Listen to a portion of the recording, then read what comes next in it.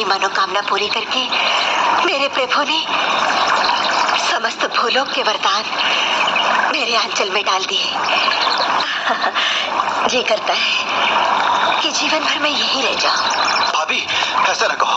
ऐसा क्या हुआ लक्ष्मण, रुक क्यों गए? कहो, क्या कहना चाहते थे? कैसे कहूँ भाभी, आपका वरदानों से भरा आंचल अभिशापित हो गया है। क्या अभिशापित? मेरा आंचल? लक्ष्मण, आज तुम इतने विचलित क्यों हो? क्योंकि जिस सच्चाई को मैं जानता हूँ वो इतनी विषैली है कि यदि मैं अपने हृदय पर पत्थर रखकर कह भी गया तो आप उसे सुन नहीं पाएंगी।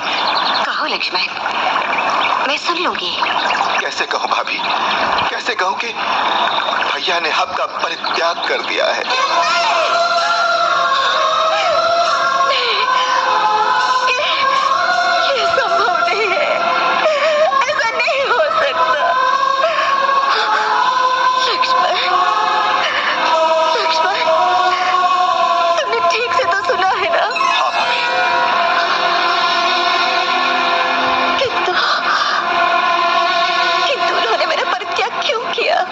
क्योंकि एक नागरिक ने उन पर यह आरोप लगाया है कि रावण के यहाँ रहने के बाद भी आपको पवित्र मानकर उन्होंने आपको स्वीकार करने की भूल की है।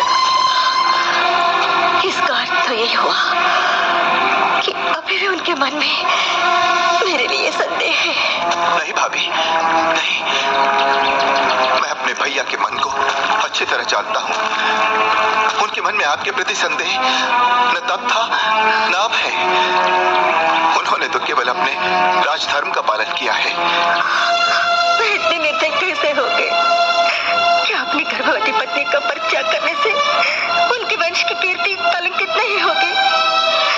यदि वे रघुवंशी साम्राज्य के महाराज हैं, तो मैं भी उसी राज की राजरानी हूँ।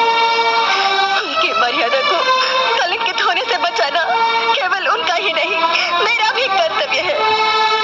इस संबंध में मैं क्या कहूँ भाभी, आप तो स्वयं धर्म स्वरूपिणी है। धर्म स्वरूप है तुम्हारे ज्येष्ठ भ्राता श्री राम, धर्म स्वरूप है रघुकुल के पूर्वज। वे धर्मात्मा है, वे धर्म के रक्षक है। मैं तो कलंकिनी हूँ, न मेरे पास धर्म है न धर्म की मर्यादा। भाभी, लक्ष्मण, वनवास उन्हें हुआ था, मुझे नहीं।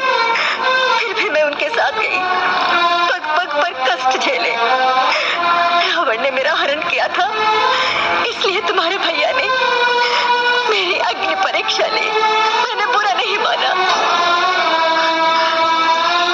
इस अवस्था में मुझे फिर से वन में भेज दिया, इसका भी मुझे दुख नहीं। दुख है तो इस बात का कि उन्होंने मुझे पराई समझा, मुझ पर अपना विश्वास खो दिया। अपने मन की छोटी से छोटी बात मुझे बताने वाले मेरे प्रभु ने इतनी बड़ी बात मुझसे छुपाई। तुम सबको बताए। अगर पत्नी पर से पति का विश्वास उठ जाए तो उसके जीने का क्या लाभ है? क्या लाभ है? भाभी रुक जाइए, आपको मेरी सौगंध है। नहीं लक्ष्मी, नहीं, मुझे मत रोको। भाभी, आपके साथ घोर अन्याय हुआ है, ये सत्य है। फिर भी आपको अपने जीवन के साथ किसी और की हत्या करने का क्या अधिकार है? आप अकेली इस वन में नहीं आई हैं, रघुवंश का भावी उत्तराधिकारी भी अपने साथ लाई है।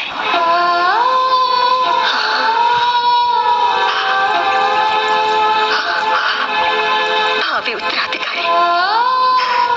लक्ष्मण, वन में भटकती ऐसी अभागन से यदि किसी ने पूछ लिया कि ऐसी अवस्था में तुम्हारे स्वामी ने तुम्हारा त्याग क्यों कर दिया, तो मैं क्या उत्तर दूंगी? क्या उत्तर दूंगी?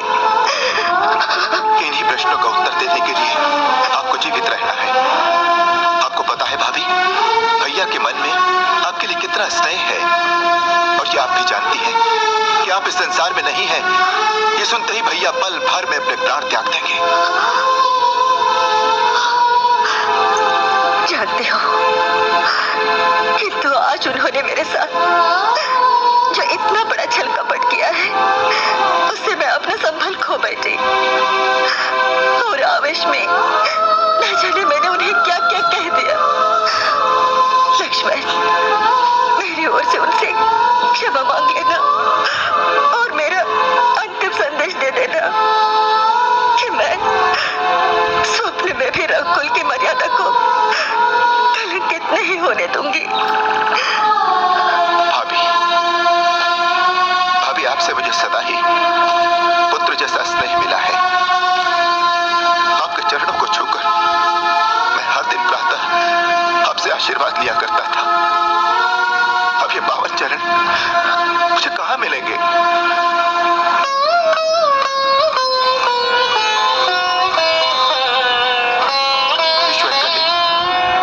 ईश्वर करे इन चरणों में ये मेरा अंतिम प्रणाम न हो।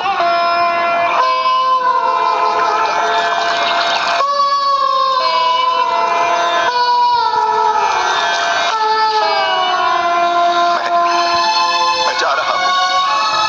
मुझे क्षमा कर देना भाभी, मुझे क्षमा कर देना भाभी, मुझे क्षमा कर देना।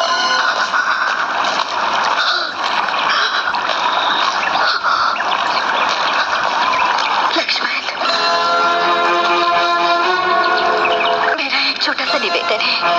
आज्ञा दीजिए। लक्ष्मण,